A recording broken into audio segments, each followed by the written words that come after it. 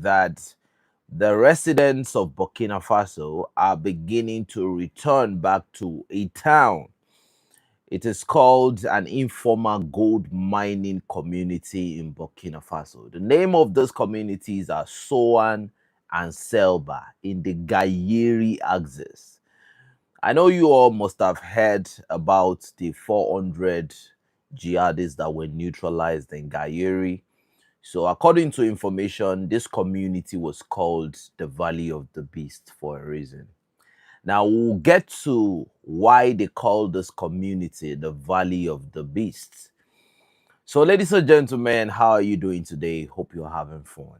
So, with regards to Soan and Selba, the two towns, the world has long written off. Now, Western media. Now, let me get you to what happened in this community. The Burkina Faso Armed Forces have just moved into this community, Soan and Selba, and they have just delivered what many are now calling an unprecedented counteroffensive. Because not only did they neutralize the mujahids in this region, they equally stayed after neutralizing the terrorists, and they stayed for a reason. And the reason why they stayed was even more important than the counteroffensive. According to information coming out of Ouagadougou, over 400 terrorists have been neutralized across Gayiri, Soan, and Selba. And here's the part that the Western media didn't even bother to show you. According to information, the people of this region, after this counter-offensive, they are now returning back. The same group of people that were attacked when this community was ransacked are now coming back. And those are the children, and those are the women. The markets are opened again. The people are back to school. Now, a lot of people are asking me, is it not too early to do that? Would they not come back? Ladies and gentlemen, Captain Ibrahim Traore made it. He made a presidential decree that the two major routes that enter Soan and Selba, that is where he wants the military barrack and outpost to be located. So there is no getting into Soan and Selba without meeting the Rapid Intervention Brigade, a full battalion, and a detachment. You know that they just graduated a group of Rapid Intervention Brigade recently. And to deliver this community, they had to send a whole battalion of VDP. And they sent some tactical police squad that came here to liberate the city. The commander at the helm of affairs when they liberated this city, his name is Wenceslas Yemiogo. They call him Lieutenant Colonel Wenceslas Yemiogo. 400 terrorists they saw, but they did not conquer. The 72 virgins, they praise God. So, ladies and gentlemen, now let's go back to the history of this community. To understand why this victory just matters a lot, you have to understand what happens in Soan first, ladies and gentlemen. In June of 2021, when Burkina Faso was still in the civilian democratic, atmosphere, this town was an informal gold mining community of just about a few thousand people, was hit by one of the deadliest terrorist attacks in the Burkinabe history. Ladies and gentlemen, in the early hours of the 5th of June 2021, the armed groups from the JNIM elements, they descended on this community. By the time the skirmish was over, which to me was no skirmish, more than 130 civilians, 130, they were dead already, and many were injured. So just look at the casualty figure that must have taken place in Soan alone. Now, many of them were children. According to information at the time, around 9,000 people were displaced before daybreak. Ladies and gentlemen, that was unprecedented. So when I tell you that Soan has been rebuilt, you have to understand what that actually means, because this is not just about the territory. This is not just about a town that came out from being called the Valley of the Beast. This is the story of a town that have just come back as a proper functional community in Burkina Faso. Now, you have to understand something. The stakes were very, very high because when the jihadists took over this town, they did not just take over the terrain, they took over the mining sites in the community. And what were they mining? They were mining gold. So that is another financial logistic capability that the terrorists were in control of. Now let's come to think about it. The question we should be asking at this point is, why did terrorists suddenly show up in a community where gold mining was taking place? It takes us back to another question. Who has the original resource map of Burkina Faso? That's the question that we must ask right now. Who has the original resource map of Burkina Faso, ladies and gentlemen? It's no other country than France, man. I know a lot of friends. I know a lot of friends say a lot of French citizens don't want to hear this, but you know, Emmanuel Macron and his juntas, they have the resource map of Burkina Faso. Thank you so much, By Design, for the donation. They have the resource map. In Nigeria, if you want to know where the resource map of Nigeria is, where they have the uranium, where they have the lithium, where they have the gold, go to the United Kingdom government, go to the British government. You are going to have a first class idea of where you have every type of resources in Nigeria. If you go to Jos Plateau now, we have tin, we have cassiterite in Jos Plateau, and a lot of people are getting neutralized by some terrorists in the region. They call them different type of names, but ladies and gentlemen, if you look at the next global geopolitical landscape, it is going to be shaped by the amount of resources you have. And no wonder the people that came disguising as preachers, as religious scholars, as different things that came from different countries to, bring slavery upon Africa, they are now beginning to go back to what they really, really came to do in Africa, which is get the map of the resources and come back later when they need those resources to take out a lot of people. Ladies and gentlemen, it did not just happen like that. The terrorists took over the mining site. According to information, every ounce of gold that was mined in an artisanal fashion from this community was sent to certain Western sponsors that were exchanging the gold for weapons so that they can secure the environment. And according to information, it was from this artisanal gold mine that they were paying the fighters that were standing here for reconnaissance, for surveillance, for the defense of this community. So Captain Ibrahim Traore looked at it that we're about to push out these thugs, and he sent in a full rapid intervention brigade battalion led by Lieutenant Colonel Wenceslas Yemiogo, and he sent another detachment of one of the deadliest rapid intervention brigade in Burkina Faso. They call them the Brave Immortals. That is the Rapid Intervention Brigade, the 7th Battalion.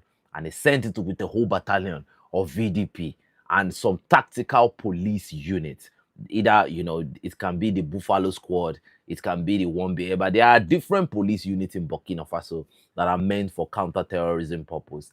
Ladies and gentlemen, by the time the skirmish was over and the 72 virgins were celebrating, they don't just celebrate just like that.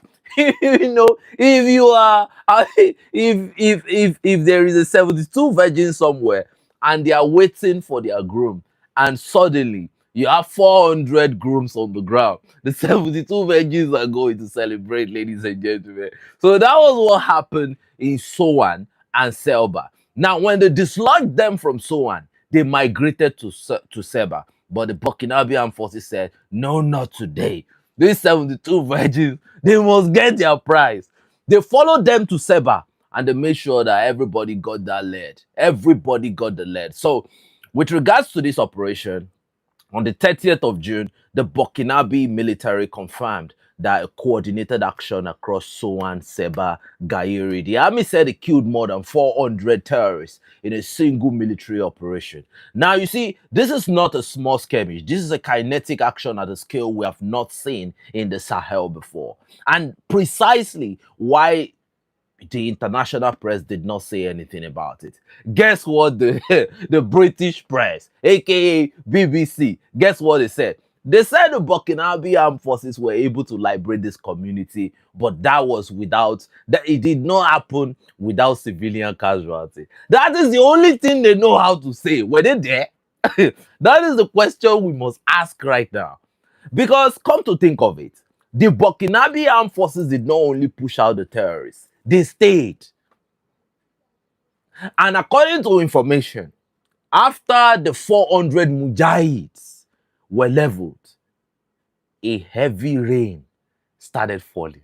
See, when you let me give you one superstition now. In Africa, when you fight a serious battle and after your conquest, rain starts falling, a lot of strong men had fallen in that battle. That is our whole superstition. Something unprecedented has happened. Ladies and gentlemen, it rained after. But when the British media wanted to frame the narrative, they say, yes, Burkina Faso has won an unprecedented, victory. But it was without civilian they didn't do it without taking some civilians out alongside. Now, when we dug deeper into who these civilians were, they said they were Fulani civilians. Let me tell you something about all this Western propaganda media.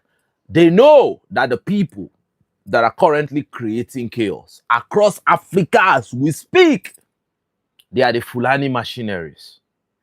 In Nigeria, everybody knows. When you hear their name, you know that the destruction is upon that community totally.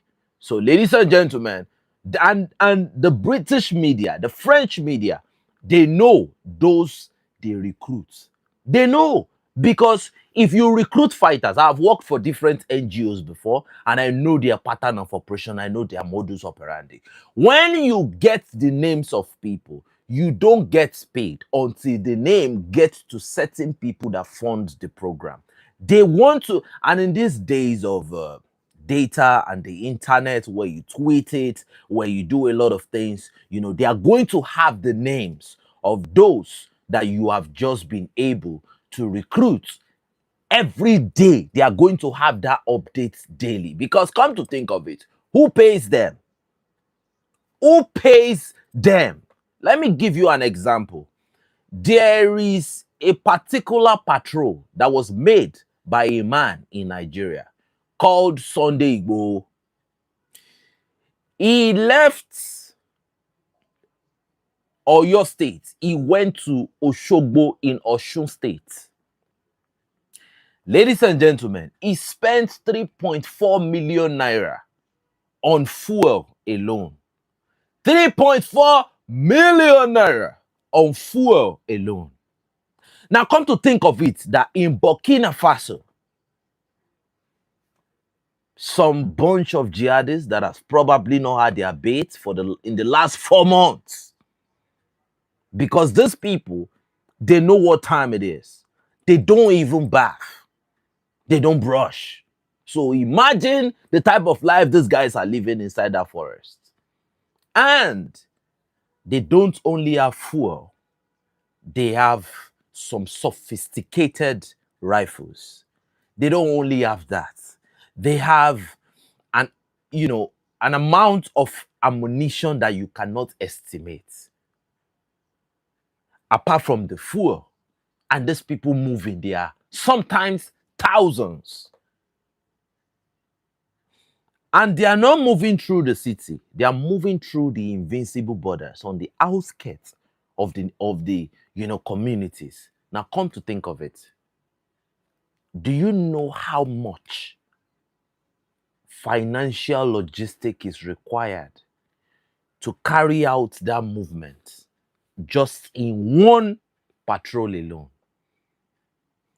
And come to think of the financial requirement of carrying out these operations every day. So it takes us back to one question. Who has the resource map? Who sells these weapons to them? They shoot indiscriminately. They don't economize when it comes to spending their ammunition. So who supplies the weapon? Who benefits from the gold? Who knows the recruitment that we don't know? Who knows about the recruitment that you and I don't know? And when they attack, who posts the videos first? Brand Phillip, a United States OSINT, intelligence operative, that's what they call him. But he only provides information directly from the terrorists. And the second person, Stratraf, a French journalist. So come to think of it, is there some sort of synergy? Is there a sort of coordinated operation between these journalists, aka Western OSINT, and these terrorist groups? So when they knock them down, who do you think would have the knowledge that I am not getting reports from this guy? He sent the initial video to me of, where they were when they were camping and they were planning the attack. But now he did not send me the full video, meaning the cameraman already got clipped in the heat of combat. So, who knows about the guys that went for the operation that you and I don't know? Ladies and gentlemen, so that's what has happened. And that is why the Western media has no shame but to come out and report that Burkina Faso actually won the battle, but, they did not win the battle without taking out some civilians. They are terrorists when they destroy lives and properties in Burkina Faso. They are civilians when they are taken out. Ignore the geopolitics right there. These people, they are terrible. Now, why do they frame up the military of Burkina Faso like this? They do this, number one, to cause division among the population. But let me be very, very clear. Among the Burkina Faso military, majority of them are not just Muslims. Majority of them are from the Fulani, ethnic group. In Mali, the guys that have just been recruited into the farmer, more than 60% of them are from the Fulani ethnic group. So, ladies and gentlemen, what are these people talking about? The Fulanis in the military are neutralizing the Fulanis that declare themselves as Mujahid. So the question is simple. If Fulani neutralize another Fulani, and the other Fulani that is neutralized is a terrorist, how come a terrorist suddenly becomes a civilian? I don't understand. So, ladies and gentlemen, and you see what the Western media does whenever these people attack a community.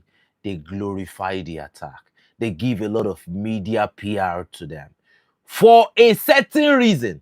And that is simply because Burkina Faso has failed to outsource its security and its, supply, its defense architecture to the Western, protectorate or the Western oligarchs, the unipolar order. Burkina Faso now gets weapon, they get their equipment from people that has nothing to do with the West. So every time you see those armored vehicles, you see those big, heavy machine guns and all of those weapons come into Burkina Faso, the Western military industrial complex, they are looking at it that, can you imagine, in the midst of this economic quagmire and quandary, there is a country in Africa called Burkina Faso that dared to procure this amount of equipment, and this money is not coming to us. That cannot happen. Tell our proxy of ECOWAS to spring into action and tell them that it is not possible. This is where you see men like Tinubu will stand up and say, oh, the terrorists in Nigeria, the only reason why they are coming to Nigeria is because it is coming from Burkina Faso, it is coming from Mali, it is coming from Niger. It is simply because the money that is being... Do you know how much this equipment are? Each of those armored vehicles, those VN-22, do you know how much a single one is? We are talking about millions. They are millions. They are not in their thousands. A single one. Now, can you count the numbers that enter Mali, Burkina Faso in a single day? Ladies and gentlemen, this is what the West cannot stomach. That is why they continue to condemn Burkina Faso. Because an African community, an African state that can defend ourselves, that can chart our own military architecture, is not the type of African states the West will want to have at all. Those military capabilities, you should be sourcing it from the United States.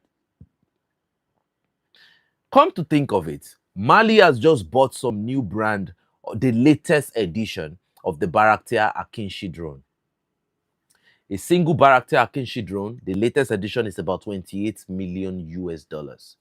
28 million US dollars. And an MQ Reaper drone is about 31 million US dollars. So Mali bought 6 in one stretch. They did not just buy 6. Now they've brought in new ones again. How do you think the US military industrial complex, how do you think they feel every time they see this weapon procurement? When Niger bought the Tayak Songo, how do you think they felt? Because don't forget, all of this military capability used to come from the West before, during the time of Damiba. In fact, it did not just come from the West. France had to sign. Every bullet, every rifle that enters Burkina Faso, France has to sign. They need to approve the lethality. Okay, this equipment is good enough for these people to use. That is when France will now remove, they will now sign the budget from the French treasury. And that is when they will now give the weapons. But now, the military of Burkina Faso, Mali, and Niger, they decide what to buy, when to buy, how much they want to spend, which is not something that used to happen before. So when you get condemnation after condemnation, even at the expense of victory and liberty and freedom and, relocation, resettlement for the people of Burkina Faso that are currently celebrating this historical conquest, ladies and gentlemen, when you, instead of praise from the Western media, when you have condemnation, the message is simple. You can't outsource your security outside the European sphere of influence. Anything that makes you get your military capability from China, from Russia, from Turkey, it means that you are affecting the Europeans. You are, because if you come to think of it, the biggest armed trafficker to Africa currently are the Europeans. They are the Europeans. According to the ADF magazine, currently, they said when Russia defeats Ukraine, that's what they said. They are beginning to tell you because the reality on the ground is very, very terrible. They said when Russia defeats Ukraine, most of the drone of Ukraine will possibly end up in Africa. Ladies and gentlemen, they said most of the drone will possibly end up in Africa. They said most of the fighters will possibly end up in Africa. What are they telling you? They are telling you that just pray we don't get defeated, because if we get defeated, we are coming for you.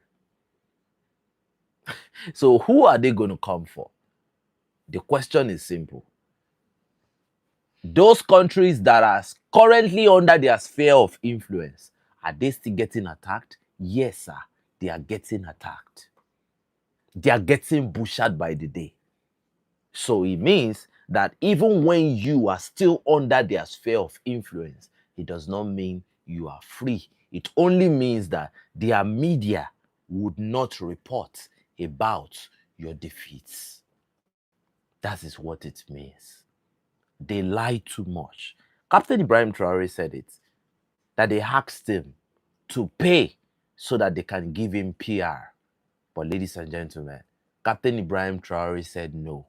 And when people like us stepped up and we started talking about the victories of Burkina Faso, they said we are a BIR, a Rapid Intervention Brigade communication cult. They said we are part of the Russian propaganda machinery. I don't even understand what that means. So what do you think about that, ladies and gentlemen? A 400 body counter-offensive would dominate every headline if it happened elsewhere under the sphere of influence of the European Union, aka ECOWAS. But if it happens in Burkina Faso, it barely makes the news headline. Now, credit to the Burkinabe authorities on this one, because the fight did not stop at clearing the town. It seems as though the real story here is what came after. Security forces did not just push the terrorists back and leave. They held the ground. And they did something unusual. They helped the people of Soan and Selba to return back to their ancestral land. Schools are reopening. Families are coming back. The markets are starting again. You see, a town is not liberated when the last gun falls silent. A town is liberated when a child can go back to school and their mother don't have to be scared to the point where they have to pray that their child returns back home. Now, the funny aspect of the whole thing is this. The same international organization that were quick to issue a statement in 2021 have been remarkably quiet about the recovery. That should tell you something about the narrative that is being served and whose narrative is not being served. The narrative, if you study the way the West has attacked the Sahel recently, you know that what they just want is utter chaos and destruction in the Sahel. But the military, the security architecture of the Sahel is holding firm. And that only means something. It means the West continues to lose heavily in the Sahel. So with regards to the bigger picture, this is not just about two towns that has a lot of gold in it. This is about what sovereignty, this is about what self-led counter-terrorism strategy looks like. The Burkinabe military has made it clear it will not outsource its security decision. And whether you agree with their method or not, the result on the ground is undeniable. The territory is being held and the people are returning back to their ancestral land. So, ladies and gentlemen, I want you to pay attention to the pattern here. Soan was the symbol of everything that went wrong. Now the authorities are trying to make it a symbol of everything that was reshaped to the right path, with a lot of 72 virgins being delivered to the detractors. That is a deliberate choice. And that choice, ladies and gentlemen, is working like the clockwork. So let me leave you with this. The question is whether Sahel can be secured. Ladies and gentlemen, systematically, brick by brick, city by city, community by community, they are securing the territory. Now, 75.67% of the Burkinabe territory is currently under government control. And when they mean government control, infrastructural development has returned, the military is there, like agricultural, whatever they do there is functional and life is back there once again. So when they tell you that a certain percentage is under government control, ladies and gentlemen, there is peace. Everywhere is Delta Hotel. But when they tell you that a particular place has not been liberated, let me explain what it means to you. Before the liberation of Barabule, the Burkinabe armed forces already had boots on the ground, but it was contested. Because it was contested, they don't record it as part of the percentage that has been reconquered. So until they reconquer it, that's when they will bring the information to you that we've captured so city. So every other place, Tinubu made Nigeria look bad. No, Tinubu makes Tinubu Nigeria looks ugly right now. They don't look bad. So The territories that have not been captured right now, they are currently contested. The Rapid Intervention Brigade continue to fight. I want to remind you, the last speech from Captain Ibrahim Traore when he went to Agia, if you remember what he said, let us pay a 1 minute silence to some of our fighters that are currently fighting just in the north of Uagia. They are attacking the terrorists and they're trying to push them out of the territory. I've told you about the security architecture in Burkina Faso. Like it's spreading from inside outside. That is an intentional strategy. There is a difference between forming a cauldron. You can form a cauldron and try to encircle a group. That means you want to completely destroy them. But when you are spreading your security, you are spreading your, your military, you are spreading it from inside outside and it's expanding. It means you want to push out the insecurity. You want to push it out of your territory. Now, the $1 billion question is, if Burkina Faso push out those mujahideen, what country are they going to enter? Ladies and gentlemen, Cameroon is around the corner, Chad is around the corner, Nigeria is around the corner, Niger is setting what's the name of this country? Benin Republic is around the corner, Togo is around the corner, Ghana, yeah, very smart set of people. They've already signed the security agreements with Burkina Faso to secure the trade route, to make sure that they secure the territory. Now, that is kudos to Ghana and Burkina Faso. But ladies and gentlemen, by the time they push out these mujahids, what do you think? Where do you think they will enter? Do you think they will find a fertile ground in a country that always have peace deal with the terrorists? That is a very, very good question. The terrorists are running away from Burkina Faso. And don't forget, the JNIM, they've started taking territories in northwestern Nigeria, in the Katsina state, in the Sokoto state. And in this region, you always have peace deals between government of the state and the terrorists. Do you think this is a fertile land for the terrorists to migrate into once they have been pushed out of Burkina Faso? Ladies and gentlemen, Burkina Faso is fighting. The terrorists are fighting back because they are not only being pushed out of these territories, they are losing both the territory, they are losing the new homes they've built in the territory, and they are losing the gold mines. That means they are not only losing the land, they are equally losing money. So the $1 billion question is, when Burkina Faso push them out, because to me, what this security architecture and this framework looks like, it does not look like Burkina Faso wants to eat up all the terrorists inside its territory. The lands of Burkina Faso is tired of taking these smelly bodies. They want to push them out of their territory, and they are creating new rapid intervention brigade. You can see the patriotic immersion program. Almost everybody, the journalists are even participating in the special military operation. So by the time they push them out of their territory, where are they going to call their new home? Ladies and gentlemen, that is the question everybody is asking now. So Burkina Faso right now is writing its own history, and it's rewriting every negative history that have been written during the democratic past. And they want to tell you that Ibrahim Traore is a villain. Well, if they call him a villain, that is a villain we love.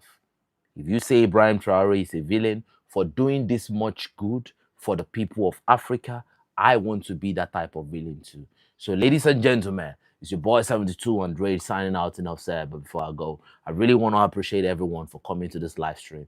This is the information we have for you. We really want to say thank you. By design, I want to thank you for your support. You've really, really been solid behind this community, and we must give you your credit. We must give you your props. Thank you, family.